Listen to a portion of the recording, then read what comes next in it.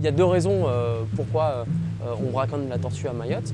Il y a l'aspect subsistance pour se nourrir. Il y a une population qui est, humaine qui est quand même assez fragile à Mayotte. Ça, on le vérifie de moins en moins. Par contre, ce qui ressort beaucoup, c'est le braconnage de tortues pour la revente de la viande. Et derrière, ça veut dire qu'il y a tout un réseau du braconnier au consommateur.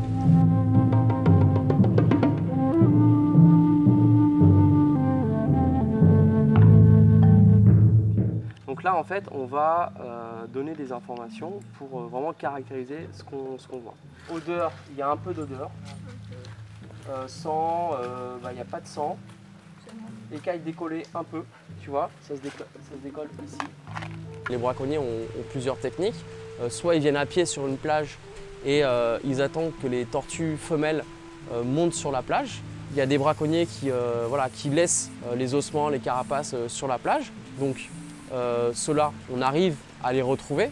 Par contre, on ne peut pas s'affranchir d'une autre difficulté, c'est quand les braconniers viennent plutôt en bateau, capturent une tortue sur la plage, l'embarquent sur le bateau pour aller la dépecer soit en mer ou soit à la maison dans des villages. Selon les années, ça varie le nombre de cas de braconnage, mais c'est entre 250 et 300-350 sur 3000 femelles qui viennent pondre par an. Ça fait 10% des femelles qui se font braconner.